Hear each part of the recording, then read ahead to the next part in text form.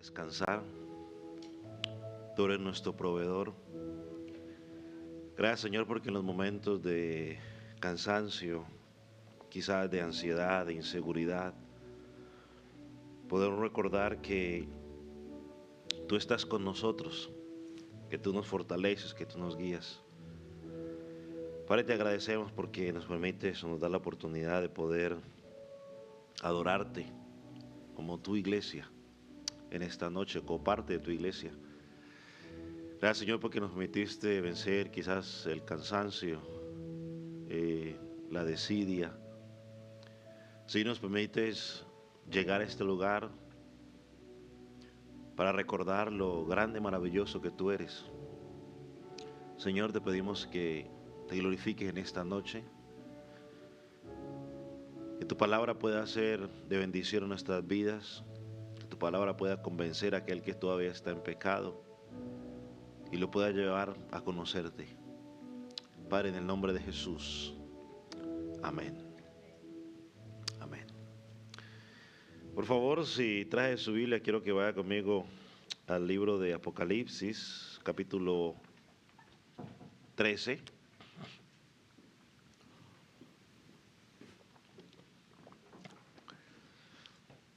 Y recuerde que mientras escuchamos la palabra el día de hoy, pues que nuestro principal objetivo sea, hermanos, creerla, practicarla, obedecerla, que podamos hacer de la palabra una práctica, no tan solo oidores, como dice Santiago, sino hacedores de la palabra. Vamos a leer a partir del versículo 11, ¿ya todos lo tienen? Ok, dice la palabra de la siguiente manera. Después vi otra bestia que subía de la tierra y tenía dos cuernos semejantes a los de un cordero, pero hablaba como dragón y ejerce toda la autoridad de la primera bestia en presencia de ella y hace que la tierra y los moradores de ella adoren a la primera bestia, cuya herida mortal fue sanada. También hace grandes señales, de tal manera que aún hace descender fuego del cielo a la tierra delante de los hombres. Y engaña a los moradores de la tierra con las señales que se le ha permitido hacer en presencia de la bestia, mandando a los moradores de la tierra que hagan imagen a la bestia que tiene la herida de espada y vivió. Y se le permitió infundir aliento a la imagen de la bestia, para que la imagen hablase e hiciese matar a todo el que no le adorase. Y hacía que a todos, pequeños, grandes, ricos y pobres, libres y esclavos, se les pusiese una marca en la mano derecha o en la frente, y que ninguno pudiese comprar ni vender, sino el que tuviese la marca o el nombre de la bestia o el número de su nombre. He aquí hay sabiduría, el que tiene entendimiento, cuente el número de la bestia, pues es número de hombre y su número es 666. Amén. Puede tomar asiento.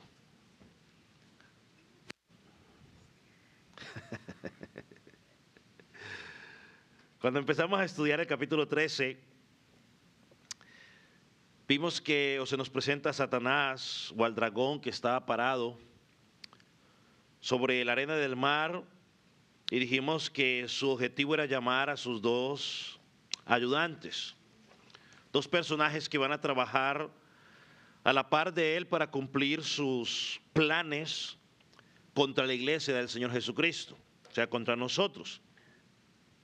La primera bestia, como vimos la semana pasada, o en los últimos dos sermones, es una mezcla, dijimos, de los cuatro bestias que el profeta Daniel habló en el capítulo 7 en este libro. Y dijimos que esta bestia representa todos los reinos y los gobiernos del mundo que han existido desde la primera venida del Señor Jesucristo hasta su regreso y que siempre han tenido como objetivo oprimir el pueblo de Dios. A partir del versículo 11 de este capítulo, el apóstol Juan nos va a hablar de una segunda bestia. Así que en estos versículos, en estos 8 versículos vamos a mirar al menos 3 cosas importantes. Lo primero que nos vamos a preguntar es, ¿quién es esta segunda bestia? Segundo, vamos a mirar qué hace esta bestia en el mundo, o sea, cuál es la forma en la cual va a operar. Y tercero, vamos a mirar qué espera Dios de nosotros como creyentes frente a este enemigo del Señor y de la iglesia. ¿Quién es esta segunda bestia? ¿Qué hace esta bestia en el mundo? O sea, ¿cómo es su forma de operar? Y por último, ¿qué espera Dios de nosotros como creyentes frente al enemigo que tenemos por delante? Así que vamos a meditar en eso en esta noche. ¿Quién es esta segunda bestia? Leamos una vez más el versículo 11. Después vi otra bestia que subía de la tierra y tenía Dios 2 cuernos semejantes a los de un cordero, pero hablaba como dragón. Vamos a imaginarnos la escena del apóstol Juan por un momento. Él ve al dragón, es decir, describimos que ese dragón es Satanás, y después lo ve llamar a la primera bestia que tenía 7 cabezas, 7 cuernos, ya la estudiamos, y ve cómo esa bestia se levanta contra los creyentes. Ahora Juan, el apóstol Juan, ve otra bestia, pero esta bestia esta vez ya no sube del mar, sino que aparece de la tierra. La primera bestia dijimos que salía del abismo, es decir, del mismo infierno. Esta segunda ya no viene ni del abismo, no viene ni del cielo, sino que viene de la tierra. A primera vista podemos identificar que la primera bestia nos la representa con 7 cabezas, 10 cuernos, pero esta segunda bestia que el apóstol Juan ve, ¿cuántos cuernos dice que tiene? Solamente tiene 2. Y algo más, estos cuernos no son como los cuernos de un toro, ni de un alce, ni digamos de un rinoceronte. Dice que los cuernos son parecidos a los de un cordero manso y tierno. Lo que nos está describiendo es que aparentemente no, esta bestia, esta segunda bestia, tiene una apariencia inofensiva. Se presenta inofensivo como un cordero. Pero la realidad es que, dice el mismo texto, de que es peligrosa, porque su objetivo es engañar. Le hace creer al mundo que es inofensivo, le dice: yo no hago nada, yo soy una mansa paloma, soy un cordero inofensivo, pero esa no es la realidad. Cuando abre su boca, habla como un dragón, porque eso dice el texto, ¿cierto? Pero habla como dragón. Es decir, su origen, su manera de actuar, su mensaje y su propósito vienen directamente de las tinieblas, vienen de Satanás. Recordemos que en el capítulo 12, versículo 9, ¿cómo se nos describe al dragón? Dice que el gran dragón, la serpiente antigua, que se llama Diablo y Satanás, la cual engaña al mundo entero. Ahora, permítame compartir con ustedes 2 definiciones que se dan sobre esta bestia o sobre estas bestias. Una es de la Biblia, Herencia Reformada, y la otra del comentarista Hemingson. La Biblia Reformada dice de la siguiente manera: la primera bestia es el anticristo real o político, y dice real de realeza, Y la segunda es el anticristo sacerdotal o profético. Miren cómo lo describe William Harrison. Es interesante todo lo que él dice. Dice el capítulo 13 nos muestra los agentes o instrumentos usados por el dragón en su ataque contra la iglesia. Se describe a dos bestias. La primera, un monstruo indescriptiblemente horrible. La segunda parece inocua, es decir, inofensivo. Y por esto es aún más peligrosa que la primera. Parece mansa, pero realmente seríamos mensos si no nos cuidamos. Yo quiero recordar algo aquí interesante, porque no sé cuántos de ustedes han escuchado el dicho que dice, líbrame de las aguas mansas, porque las turbulentas me libro yo. Lo que queremos decir es que lo turbulento usted lo ve venir y usted se prepara. Pero lo manso, usted lo ve así, ¡ay! Se confía y ¡pum! Eso es lo que le está diciendo aquí. Es más peligrosa y seríamos muy mensos si no nos cuidamos. Él sigue diciendo, la primera bestia sube del mar, la segunda sube de la tierra. La primera es la mano de Satanás, la segunda es la mente de Satanás. La primera representa los poderes, el poder perseguidor de Satanás, operando por medio de naciones en este mundo y sus gobiernos. La segunda simboliza las religiones y filosofías falsas de este mundo. Entonces ya vimos, la primera, hablamos sobre el gobierno y la oposición que pone ahora, es a través de las religiones y la filosofía. Ahora, ¿quién es esta bestia que sube de la tierra? Esta bestia que sube de la tierra también es llamada en la Escritura el falso profeta. Es decir, representa simbólicamente, escúcheme, a todos los falsos maestros que Satanás ha usado, usa y seguirá usando para engañar a la humanidad. Esa es esta segunda bestia. Ahora, note que la primera bestia hace un daño por la persecución. O sea, somos perseguidos por lo que creemos. Hay violencia contra el pueblo de Dios. Pero esta segunda bestia hace daño a través del engaño. Por un lado nos va a perseguir, pero la otra mano de Satanás es, mientras persigue por un lado, por otro lado trata de engañarnos. Esta segunda bestia o esta forma en que Satanás trabaja es la que ha estado detrás de todos los falsos profetas en el Antiguo Testamento, aquellos que engañaron al pueblo de Dios con mentiras. Es la misma influencia que ha inspirado a los falsos profetas, quienes llevaron al pueblo de Dios a la idolatría, a los falsos dioses.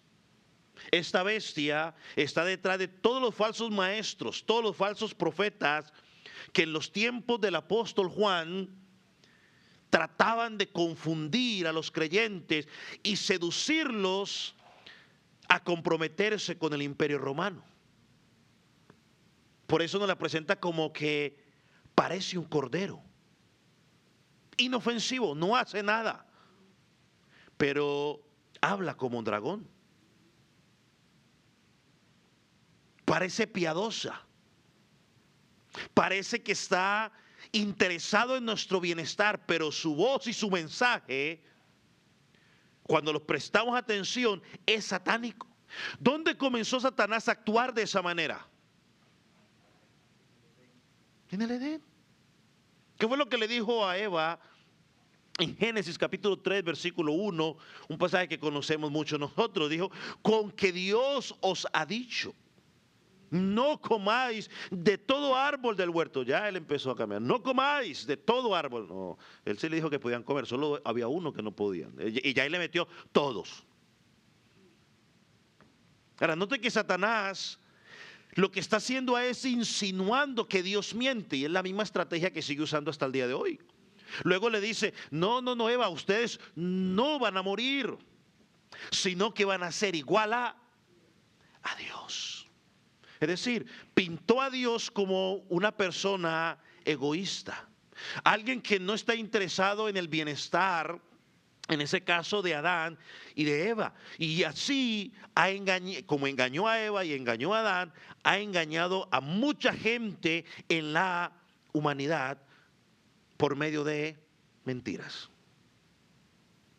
Entonces, cuando la Biblia nos dice que luce como cordero, la Escritura dice que luce como cordero, se refiere que va a hablar amablemente. Y usted muchas veces escucha falsos maestros hablar y hablan bien, hablan bonito, hablan amablemente. Pero su mensaje es de dragón, o sea, su mensaje es de engaño. Su propósito es confundir al pueblo de Dios. Esta bestia se quiere presentar como si fuera Cristo, el verdadero cordero. Pero a diferencia de Cristo, que solamente habló verdad, este habla engaño. ¿Qué fue lo que el Señor Jesucristo dijo en Mateo capítulo 7, versículo 15? Él allí advirtió a los apóstoles, a sus discípulos y a nosotros. Le dijo, guardaos de los falsos profetas que vienen a vosotros con vestido de oveja, pero por dentro son lobos rapaces.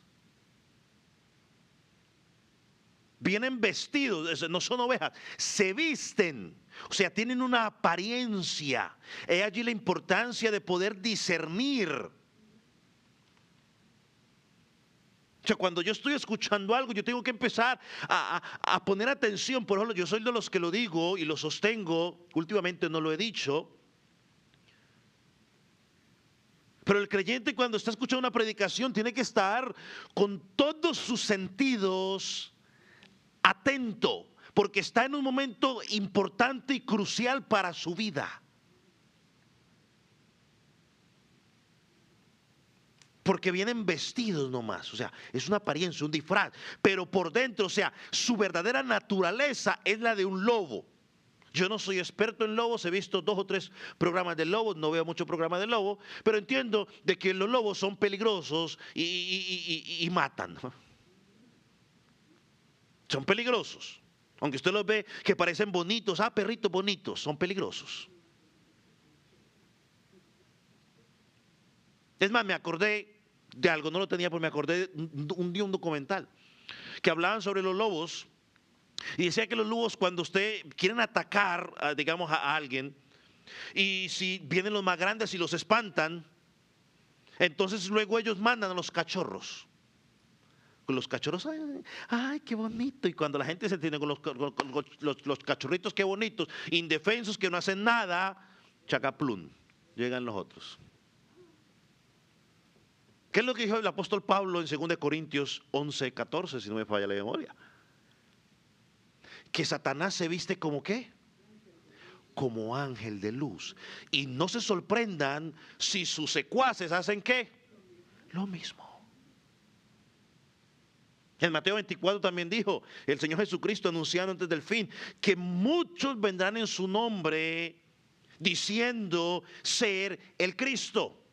Yo soy el ungido. Hermano, yo se lo he dicho, la Escritura lo enseña. Cuando se habla de ungido, el único ungido es Cristo. Con ustedes, el ungido de Dios, el pastor Klinger. No. El único ungido es Cristo. Cuando habla de ungidos, se hace referencia a todos nosotros como creyentes. Pero ungido habla solamente de Cristo, el Mesías. Pero muchos hoy se hacen llamar el ungido. Y es para engañar. Dijo él, que antes de su venida se levantarán falsos profetas y harán señales para engañar, si fuera posible, no va a ser posible, pero dice, si fuera posible a los escogidos. Yo quiero que lo lea bien, no los van a engañar. Pero dice, las señales y milagros que van a hacer se van a ver tan reales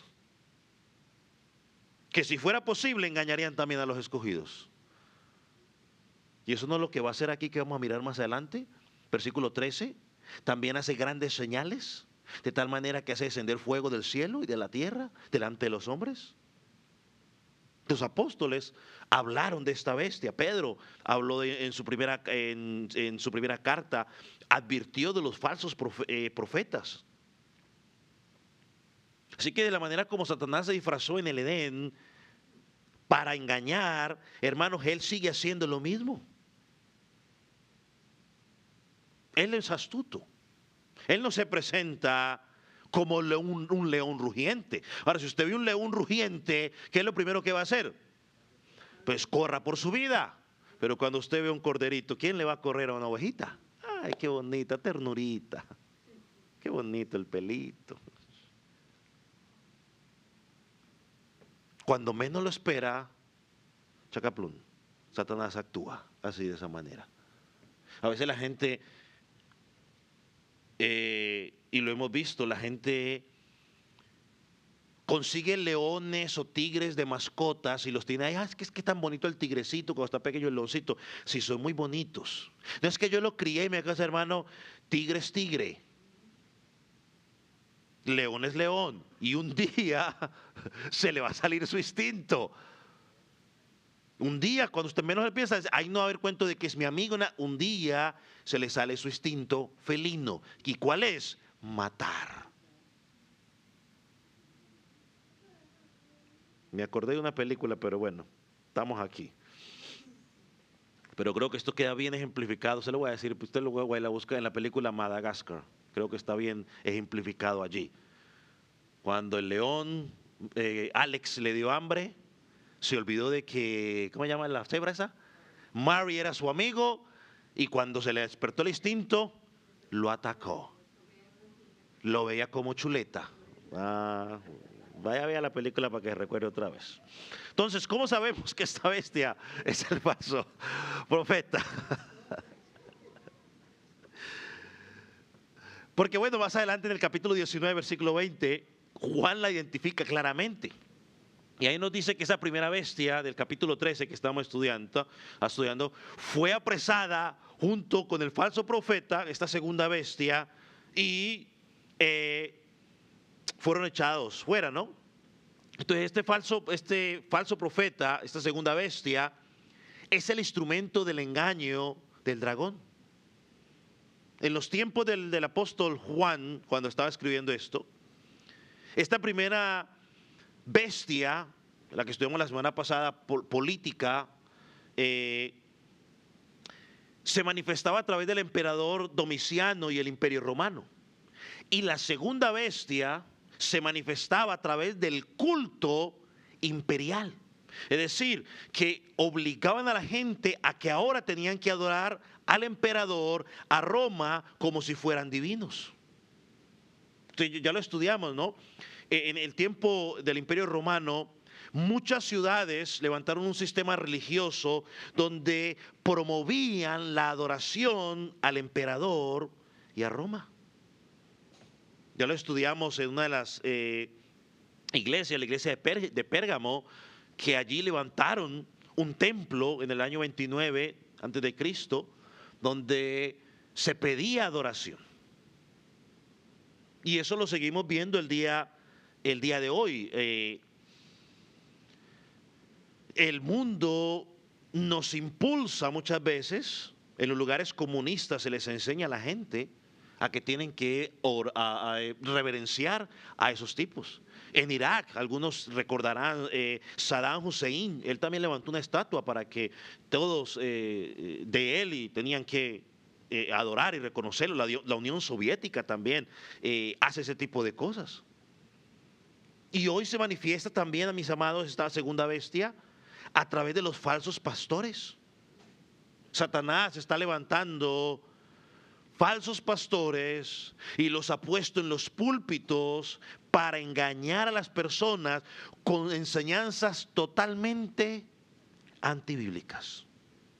Muchas veces promueven el libertinaje. Pastor, ¿qué es el libertinaje? Bueno, el libertinaje es que usted diga que usted es cristiano, pero usted puede vivir como el mundo. O sea, no hay problema, no exageremos. No, la Biblia no promueve el libertinaje. Miren lo que dijo el pastor Richard Phillips sobre esto.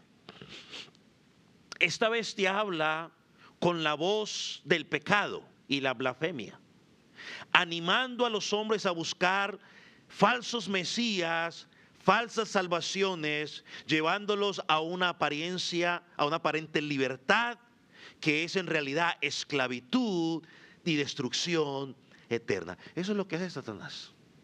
Con esos engaños, a veces sacamos 2 o 3 versículos y los usamos y engañan a la gente, y en vez de llevarlos a la libertad, los están llevando a la esclavitud y peor, a la destrucción eterna. Por eso esta segunda bestia es llamado el falso profeta. Jesucristo lo advirtió: vendrán falsos cristos, vendrán falsos profetas. Abran los ojos. Parecen inofensivos, citan la palabra de Dios.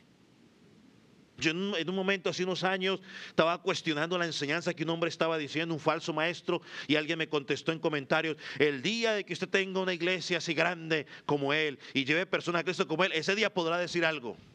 Así me contestó. Yo le dije: pues no soy pastor de una iglesia grande, pero tengo toda la autoridad bíblica, por lo que está diciendo no es bíblico. Le guste o no le guste, pero como son famosos, lo sigue mucha gente, entonces la gente dice: oh, wow, Dios. No, parecen inofensivos, pero son peligrosos. A lo largo de la historia esta bestia ha tomado muchas formas, pero el propósito siempre ha sido el mismo: engañar y destruir las almas de los hombres. Ahora miremos el segundo punto. ¿Qué hace esta bestia en el mundo? ¿Cómo actúa esta bestia en el mundo? Y eso lo vemos descrito del versículo 12 hasta el versículo 17. Dice: y ejerce toda la autoridad de la primera bestia en presencia de ella, y hace que la tierra y los moradores de ella adoren a la primera bestia, cuya herida mortal fue sanada. También hace grandes señales, de tal manera que aún hace descender fuego del cielo a la tierra delante de los hombres, y engaña a los moradores de la tierra con señales que se les ha permitido hacer en presencia de la bestia, mandando a los moradores de la tierra que le hagan imagen a la bestia que tiene la herida de espada y vivió. Y se le permitió infundir aliento a la imagen de la bestia, para que la imagen hablase y hiciese matar a todo el que no la adorase. Y hacía que a todos, pequeños, grandes, ricos, pobres, libres y esclavos, se les permitiese una marca en la mano derecha o en la frente, y que ninguno pudiese comprar ni vender, sino el que tuviese la marca o el nombre de la bestia o el número de su nombre. Pone interesante esto. Ahora, ¿qué es lo primero que vemos aquí? Que esta segunda bestia recibe autoridad ¿de quién? Del dragón. O sea, la primera bestia recibe autoridad del dragón, y esta segunda bestia recibe autoridad de la primera. ¿No es lo que dice ahí? Y ejerce toda la autoridad de la primera bestia en presencia de ella. ¿Sí ve? Es un sistema que uno sustenta al otro, y mientras uno ataca por un lado, el otro ataca por el otro lado. Ahora, ¿cuál es el propósito? Y el pasaje creo que nos presenta 2 propósitos principales. Primero, mover al mundo a la adoración a la primera bestia. Y segundo, perseguir a los creyentes. Espero que no me olvide algo que vino a mi mente ahorita, lo voy a decir más adelante. Pero son los 2 propósitos: mover o motivar al mundo a que adoren a la primera bestia, y segundo, perseguir a los creyentes.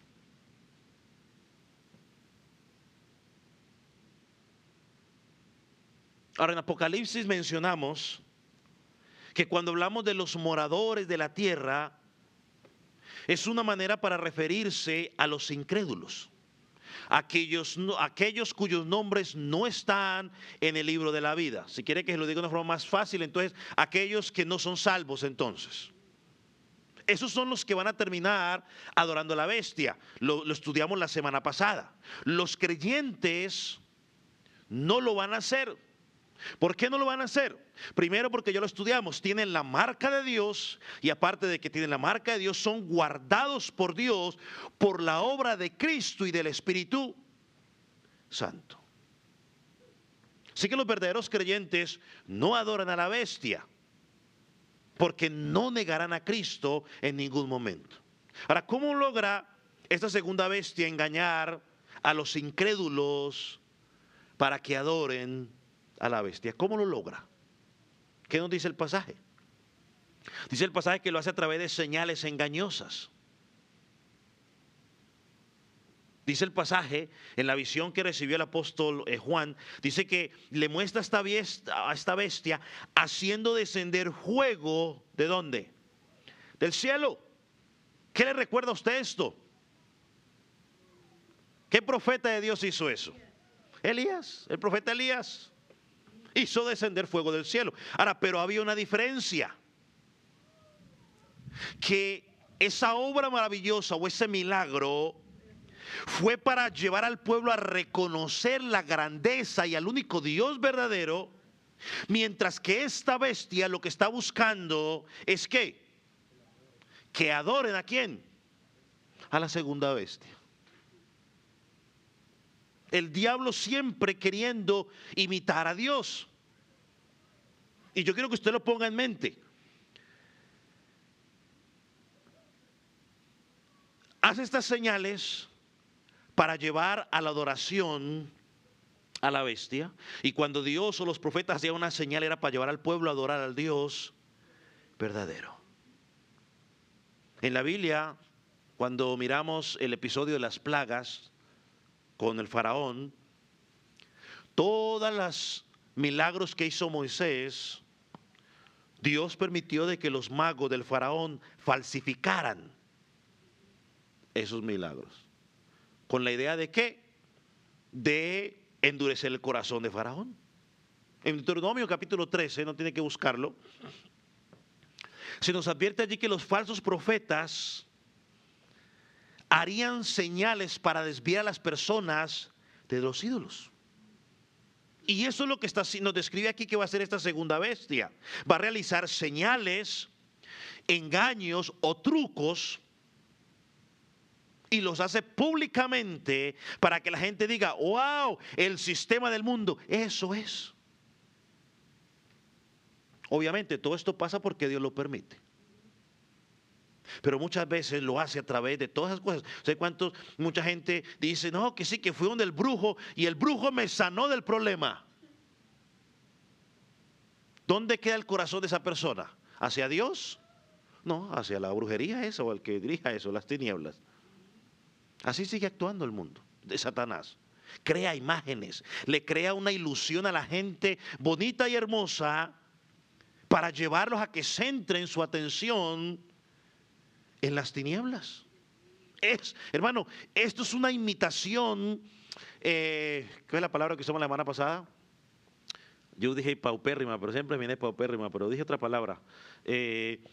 Mediocre, pues, de la obra del Espíritu Santo. La primera vez que estuvimos la semana pasada, dijimos que su accionar era tratar de imitar a Cristo, ¿no? Que fue resucitado, que fue sanado. Bueno, esta segunda bestia trata de imitar la obra del Espíritu Santo. Pastor, ¿y por qué dice eso? Porque el Espíritu Santo, dice el Señor Jesucristo, que nos fue dejado para llevarnos nuestros ojos ¿a quién? A Cristo. Él nos va a recordar todo, absolutamente todo lo que Cristo enseñó. Y el Espíritu Santo nunca va a revelarnos nada o va a motivar nada en nosotros que no esté relacionado con Cristo. Ahora esta segunda bestia está haciendo eso, pero en lugar de llevar a las personas a Cristo, lo está llevando a la idolatría, a la persecución, a la condenación eterna. Satanás quiere falsificar la obra de Dios. Ahora, esto no es nuevo. En Daniel capítulo 3, te recuerda que Nabucodonosor mandó a levantar una estatua y ordenó a todos que tenían que postrarse y adorarla. Y el que no lo hiciera, ¿qué pasaba? Lo mataban. Hermano, es la misma estrategia que Satanás sigue utilizando el día de hoy para que los hombres le rindan adoración a un Dios falso. Hoy vemos lo mismo. Perdóneme, yo voy a tratar de decir esto con mucho respeto, pero con seriedad. Hoy vemos lo mismo. Hoy vemos personas que afirman que han visto estatuas llorando sangre.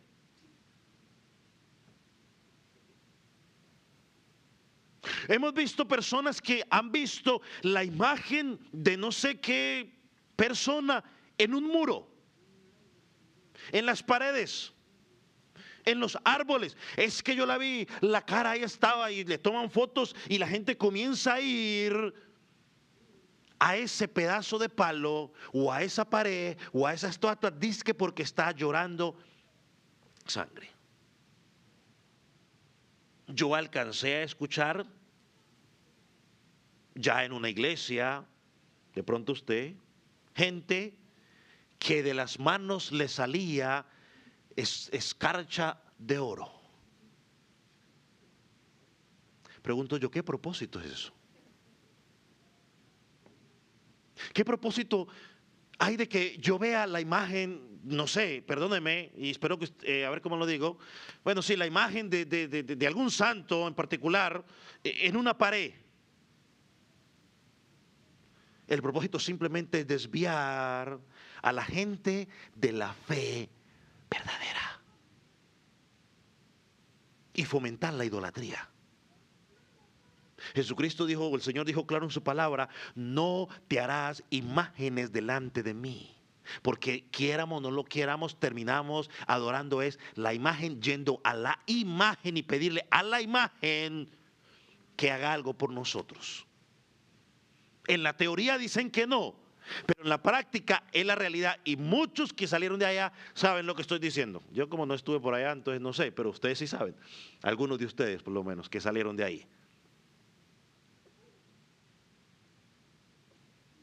Y muchos de estos engaños o esta forma de actuar, Roma, la Iglesia Católica Romana la ha utilizado para mantener a las personas atadas a las imágenes, reliquias, en vez de dirigirlos a Cristo.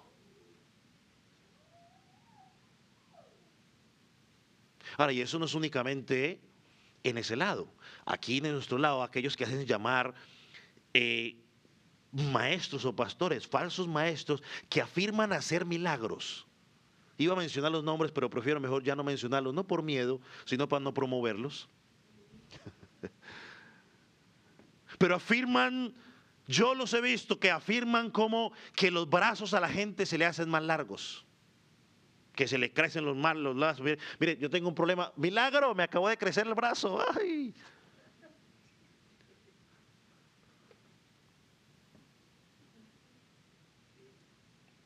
Afirman que los brazos se han cruzado, afirman que las enfermedades se les han curado, afirman que han resucitado muertos, y la gente sigue a sus hombres, no a Cristo. Yo conocí, y eso sí, porque eso sí me pasó a mí, estos oídos que han de comerse los gusanos lo escucharon.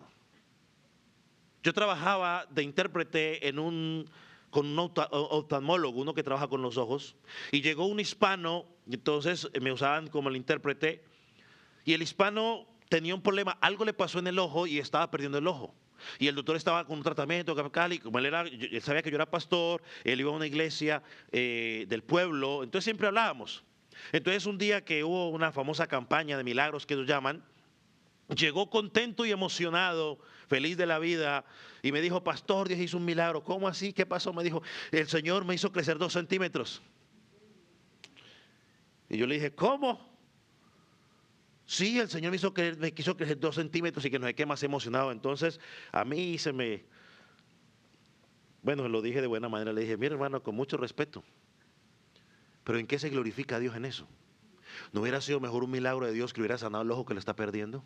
Y perdóname que se lo diga así, en que crezca 2 centímetros. Así se la solté sin anestesia. Llevan a la gente a seguir ese tipo de hombre y no seguir a Cristo.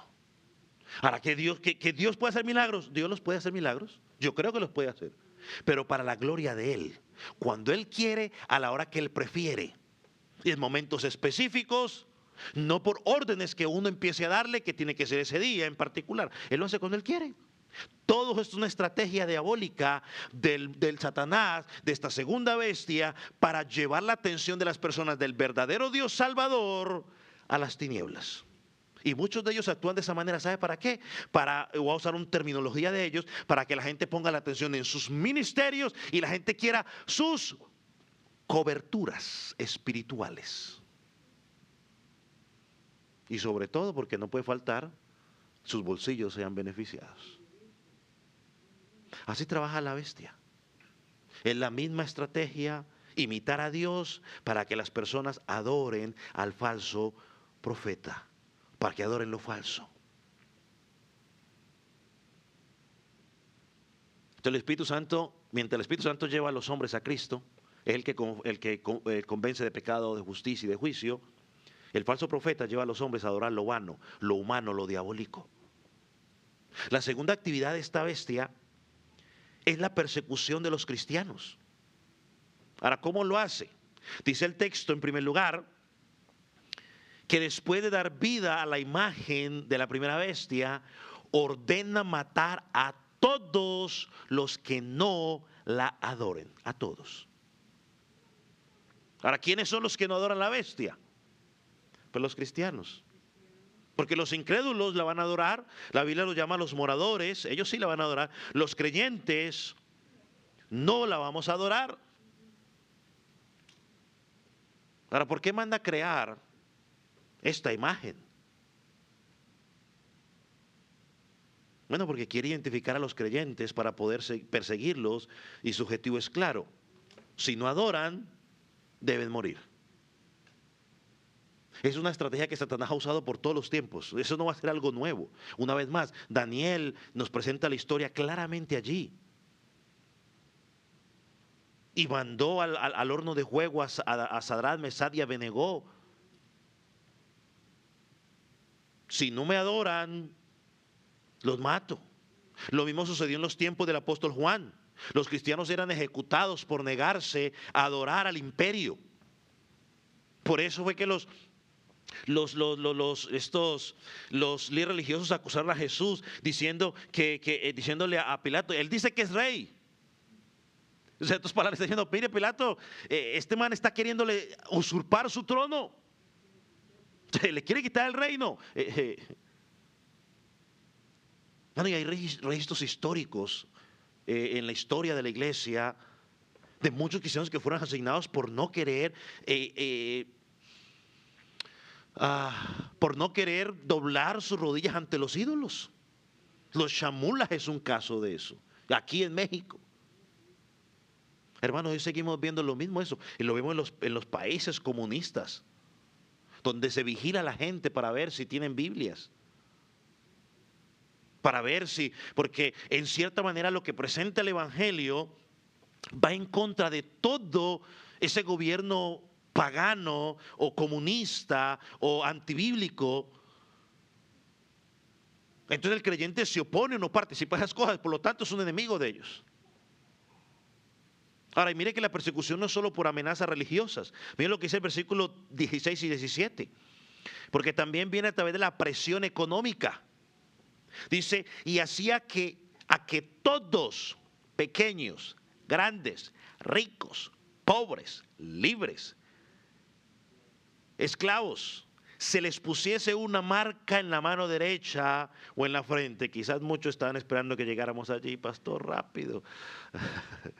Y ninguno y que ninguno pudiese comprar ni vender, sino el que tuviese la marca o el nombre de la bestia o el número de su nombre. En la visión que ve el apóstol Juan, queda claro que no importa la edad, no importa la condición social, no importa su condición económica o su posición social,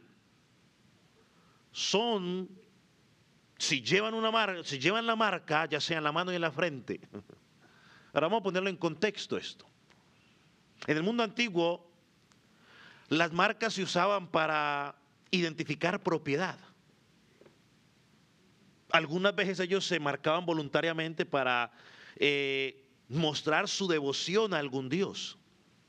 Esta marca simboliza que la persona le pertenece a la bestia y está comprometida o comprometido con ella.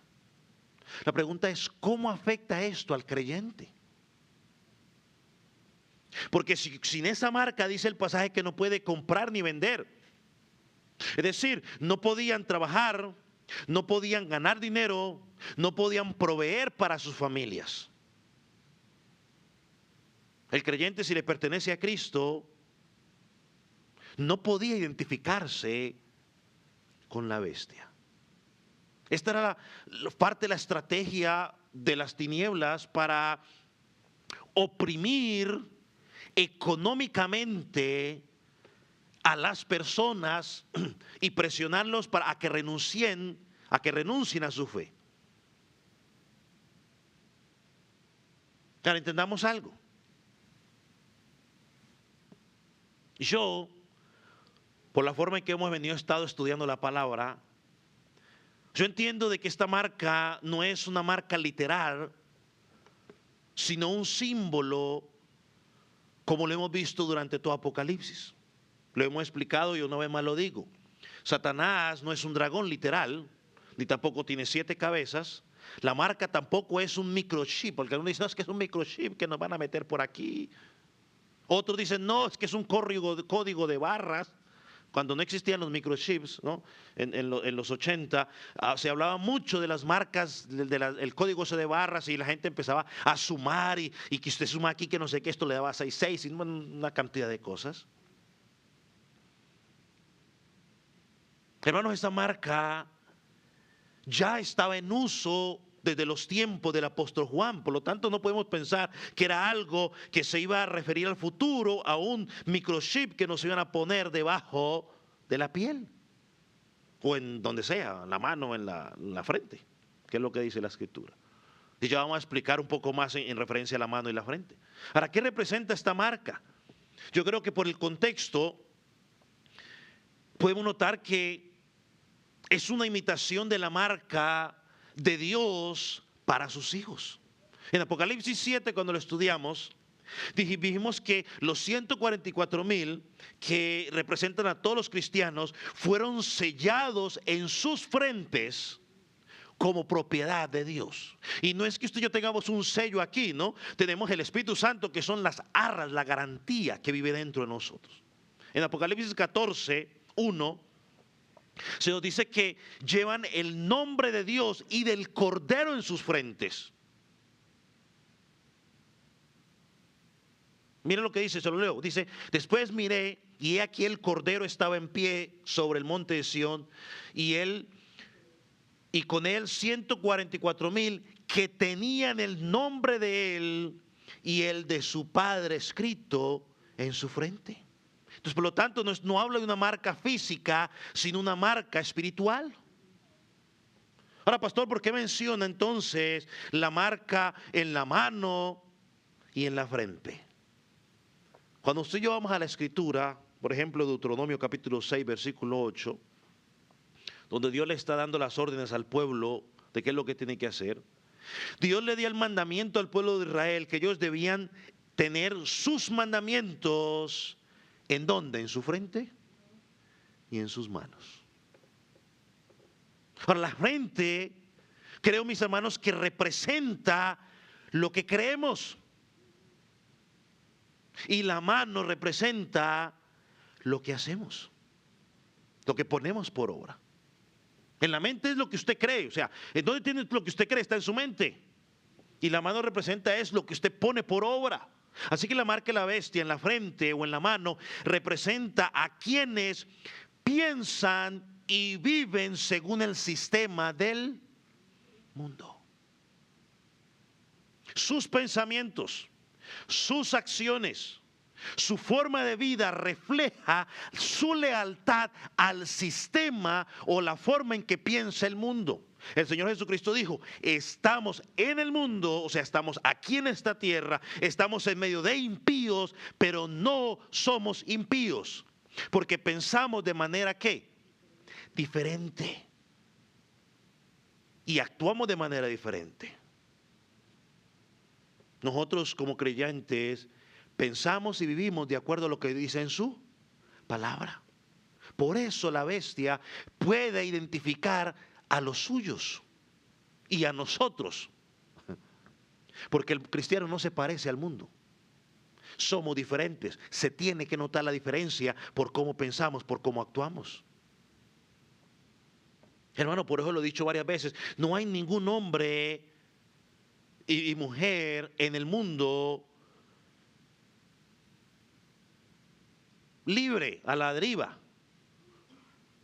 O usted pertenece a Cristo o pertenece a las tinieblas. No hay término medio en la Escritura. O se lo digo de otra manera, o usted pertenece al reino de Dios o pertenece al reino de las tinieblas. Entonces la marca, en lo que entiendo, quizás algunos pensarán de otra manera, está bien que pensemos de otra manera. Muchos años se ha debatido y todavía no se llega a un consenso. Algunos que piensan que literalmente sí va a ser el 666 que se lo van a poner. Entiendo que no es física, sino que es espiritual. El Espíritu Santo ha puesto una marca en nosotros. Efesios capítulo 1, versículo 13 y versículo 14 nos dice, y eso hace la diferencia entre nosotros. Entonces, hermano, esta marca de la bestia es la marca de la lealtad a ese sistema anti Dios que circula por el mundo. Esa es la marca. Ahí lo puse. La marca de la bestia es una marca de lealtad a ese sistema anti Dios que circula por el mundo. Hermano, y nadie, independientemente cómo usted entienda si la marca es literal o la marca es simbólica, hermano, yo creo que hay algo que es claro: nadie recibirá esa marca por accidente o por engaño. Será una decisión consciente. ¿Por qué? Porque es un símbolo de lealtad del hombre pecador al sistema que se opone a Dios o que opera en este mundo. No es que usted fuerza lo van a agarrar y escondido le van a agarrar y van a poner una vacuna y en la vacuna le pusieron ahí el chip como algunos piensan. No.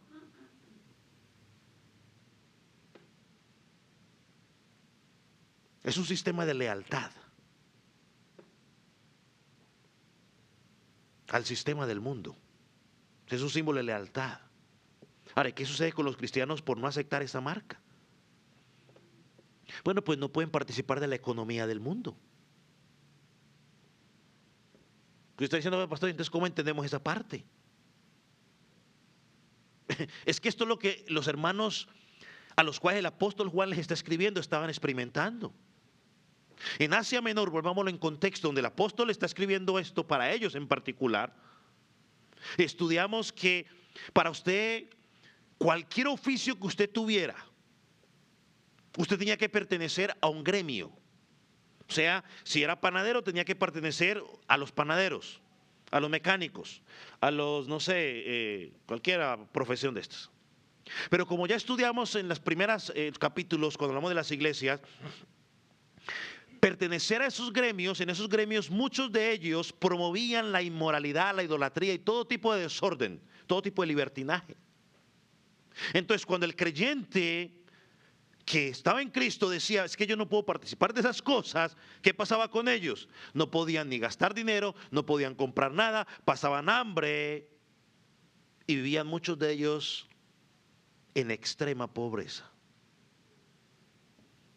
Según dicen que muchas veces los gobiernos también daban un certificado donde ellos juraban lealtad. O sea, firme aquí que usted jura lealtad al emperador. Oh, que firmo, entonces le daban un certificado. Entonces cuando usted presentaba ese certificado en los comercios, usted podía comprar sin ningún problema. Ahora, hoy usted y yo no vivimos en Asia Menor, pero el mundo sigue funcionando igual. Pastor, ¿cómo así? Hermano, el mundo sigue presionando a los cristianos a que se conformen al mundo y que dejen de ser fieles a Dios. Hoy no exigen quizás públicamente que nos arrodillemos ante una estatua, por lo menos en este lado del hemisferio, pero sí exigen que aceptemos ideologías o leyes que ofenden a Dios. Eso sí lo exigen.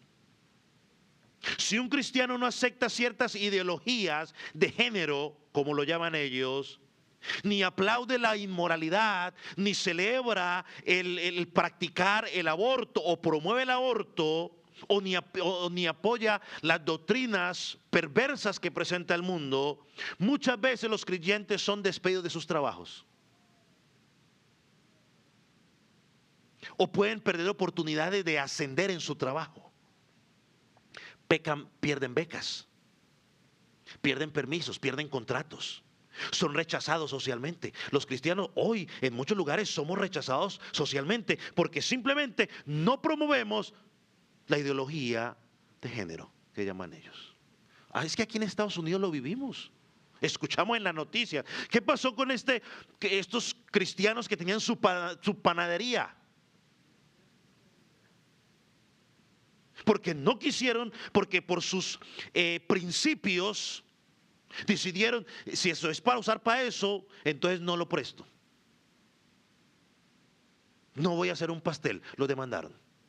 Es como cuando yo le digo a los hermanos aquí en la congregación, cuando usted va a hacer una actividad para su casa, de su congregación, cualquier cosa de la iglesia que se pueda usar y la necesite, hágale.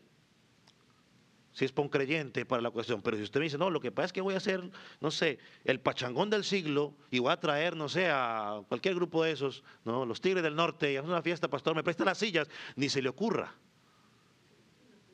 venir a preguntarme eso. ¿Por qué no? Muchos cristianos, eso sigue hoy. Y a medida de que el mundo se vaya, el progresismo, tristemente, y usted y yo lo sabemos, el progresismo y este sistema está ganando ventaja. Y a medida que gane ventaja, se nos va a poner las cosas más complicadas. No es que necesitemos llegar con la marca que soy cristiano, no. Simplemente cuando digamos, no, yo no participo de eso, entonces para un lado. Se está cumpliendo lo que está enseñando aquí. Es una forma moderna en que los creyentes son atacados hoy. Si no te sometes al sistema del mundo, entonces no puedes comprar, no puedes vender. Eres rechazado. Como vemos, el propósito es el mismo.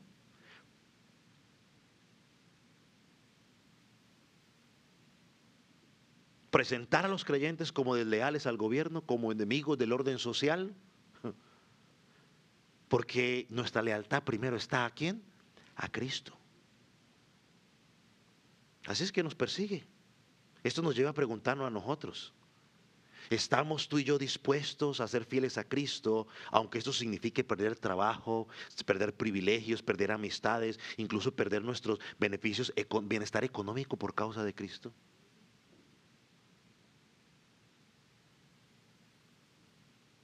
¿Qué valoramos más? ¿Ser fiel a Dios o tener confort aquí en este mundo, aceptación en este mundo? Para el creyente no tiene que tener temor, sino que tiene que confiar en Cristo. Ahora, por último, ¿cuál es el llamado de Dios para nosotros los creyentes ante esta segunda bestia? Rápidamente, versículo 18. Aquí hay sabiduría. El que tiene entendimiento cuente el número de la bestia, pues es número de hombre. Y su número es 666. Cuando enfrentamos la primera bestia que viene a hacernos guerra, Dios nos llamó a perseverar en la fe. Frente a esta segunda bestia, el autor nos está diciendo, Dios nos llama a que vivamos ¿con qué? ¿Qué dice el principio del versículo 18?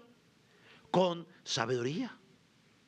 Hermano, no solamente basta con soportar el sufrimiento, sino que debemos hacerlo con entendimiento espiritual. ¿Por qué con sabiduría? Hermanos, porque tenemos que entender o reconocer cómo trabaja nuestro enemigo para no ser engañados. Recuerde que toda reloj siempre da la hora bien 2 veces al día. Todo reloj sin batería, pues perdón, creo que sí, me faltó decir algo. Todo reloj sin batería, ¿no? Que no funciona, siempre da la hora al menos 2 veces, la hora correcta al menos 2 veces al día. Porque si se paró a las 2 de la tarde, cada vez que marque las 2 de la tarde, va a estar correcto, son las 2 de la tarde. Pero ¿funciona el reloj? No. Bueno, así son los falsos maestros. Tenemos que nosotros tener la sabiduría en Dios para poder identificar a nuestro adversario. ¿Cómo está trabajando? ¿Cómo está trabajando? Ahora, ¿cómo identificamos este número 666? A lo largo de la historia, muchas veces las personas han tratado, dice un autor, se han entretenido tratando de darle un nombre específico o un significado específico al 666. Algunos en su momento dijeron que era Nerón, que porque supuestamente al sumar de cierta manera el nombre de Nerón daba 666. Pero sería ilógico porque los cristianos del primer siglo pues no era que conocieran mucho hebreo. Luego habían otros que habían dicho que ya más para nuestro tiempo, algunos le pusieron el nombre a ese número a Ronald Reagan, otros a Obama, otros supuestamente al dinosaurio Barney, el moradito, que también hay. A la droga no, la droga no, el energizante el Monster. No, el Monster, que tiene cosas así, también, que es el 66 y que no sé qué. La pregunta es, ¿qué significa ese número? Yo creo que cuando hablamos de la escatología o de los tiempos finales, tenemos que ser prácticos. Daniel capítulo 12, versículo 10 dice lo siguiente: muchos serán limpios y emblanquecidos y purificados. Los impíos procederán impíamente y ninguno de los impíos entenderá, pero los entendidos comprenderán. Nosotros como iglesia estamos llamados a comprender y a vivir a la luz de la Escritura. Jesucristo dijo, hablando de los tiempos finales en Mateo 24, 15, dijo: el que entienda, que entienda. Y yo creo que este número 666, hermano, perdónenme otra vez, lo debemos entender de la misma manera como lo hemos entendido durante todo el capítulo. Es un simbolismo. Así como hemos hablado de los 144,000, de los 47, de los 42 meses, de las 7 cabezas, de los 10 cuernos, y dijimos que ninguno es literal, creo que este número tampoco debemos mirarlo de una forma literal en sí, que va a aparecer el 666.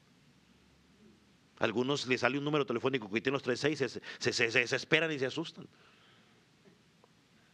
Ahora, el número en la Biblia 7 muchas veces lo hemos asociado con la perfección, con la plenitud, con lo divino. Por eso el Espíritu Santo, o cuando hablamos del Espíritu Santo aquí en el Apocalipsis, habló de los 7 espíritus de Dios. Y en ningún momento nadie dijo, no, es que solamente son 7 espíritus. No, estaba hablando de qué, de la perfección de Dios. El número 6 es lo contrario. ¿Representa qué? Lo incompleto, lo defectuoso, lo imperfecto. Por lo tanto, el 666 es una manera simbólica de decir, esto es lo más alto a lo cual el hombre puede llegar en su rebeldía. Nunca pasará de ser un 6, aunque lo intente 3 veces. Miren lo que dijo este comentarista, Thomas Trainer, sobre esto. El número 66 entonces representa lo que es anti Dios y anticristo y todo lo que está en oposición al único Dios verdadero. Si 77 representa la santidad y la bondad perfecta, entonces 666 significa la enormidad y la totalidad del mal, o sea, la perversión. Por eso, note algo interesante, por eso el apóstol Juan no dice el número de un hombre específico, sino dice número de hombre. O sea que lo que Juan está tratando de señalar ahí no es en sí un individuo, aunque sí en algún momento va a haber un individuo que representará eso, tanto ese poder político como ese poder religioso, ese poder político para oprimir y ese poder religioso para engañar.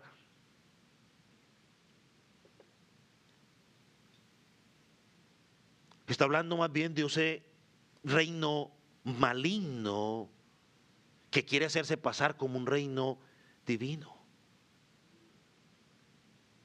Y lo que Dios quiere que usted y yo entendamos hoy, mis amados hermanos, es que el sistema del mundo de Satanás, Satanás mismo aparenta tener poder.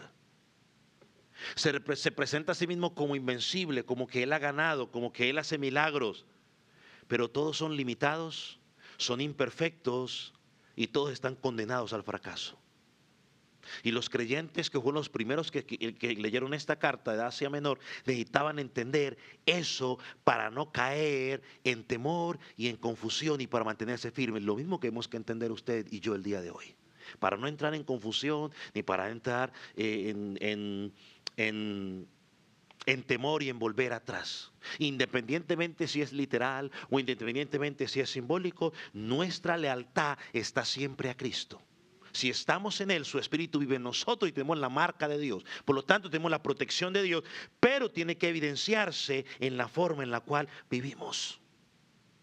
Y debemos andar con sabiduría, no dejándonos engañar por el enemigo. Y para no dejarnos engañar por el enemigo, necesitamos tiempo personal con Dios y la Escritura, y necesitamos tiempo congregacional con Dios y con la Escritura. Hermano, para terminar es importante que cada uno de nosotros nos examinemos a nosotros mismos. No basta con decir yo soy cristiano y ya. Tenemos que examinar nuestra vida y preguntarnos, ¿estoy siguiendo los deseos de Cristo o estoy siguiendo los deseos de la bestia o del dragón? Hermanos, un conflicto espiritual que no hay terreno neutral. O estás en uno o estás en otro. No, es que a mí no me gustan los problemas y yo prefiero estar aquí así, que ellos allá se den entre ellos. No. Entre nosotros podremos aplicar eso. Están los hermanos allá discutiendo y pues mire, es que yo soy amigo de los dos y yo como que, no. Aquí podemos hacer eso, pero en lo espiritual no. O estoy viviendo una vida como Dios manda o estoy viviendo como las tinieblas. O pertenezco al reino de las tinieblas o pertenezco al reino de Dios. Pregúntese a usted mismo, ¿cómo piensa? ¿Qué es lo que está guiando nuestra manera de vivir?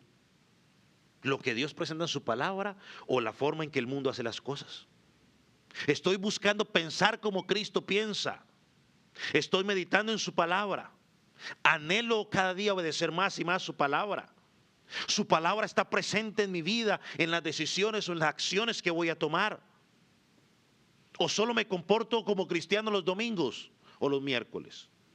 Y entonces lunes y martes vivo como un diablo, jueves, viernes y sábado vivo como un diablo. Y el domingo me santifico otra vez, el miércoles me santifico otra vez.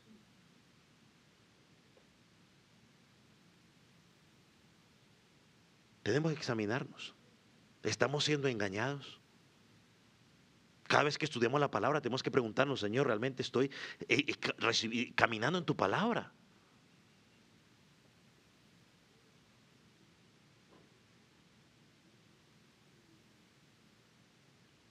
Y tú que estás en Cristo, pues déjame decirte que tristemente en este momento estar sin Cristo significa que estás del lado del dragón, del diablo. Y tu final va a ser desagradable. No hay victoria para ti si rechazas a Cristo.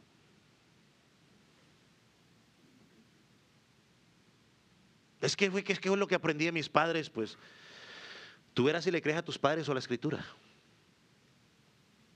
No hay esperanza para ti, la única esperanza está en Cristo. Él llama al pecador, te llama a ti, arrepiéntete, cree en mí, deja tu vida de pecado, camina en mi verdad. Escucha la advertencia del Señor. Hoy que todavía hay esperanza. Recibe esa marca, el sello de su Espíritu en tu vida, la protección. Hoy es el día de arrepentimiento, estimado amigo que estás en Cristo. Deja el pecado, deja de esconderte de Cristo. Sal al llamado que Él te está haciendo. Busca su perdón, busca salvación. Y Él te dará esa vida eterna que necesitas. Vamos a orar.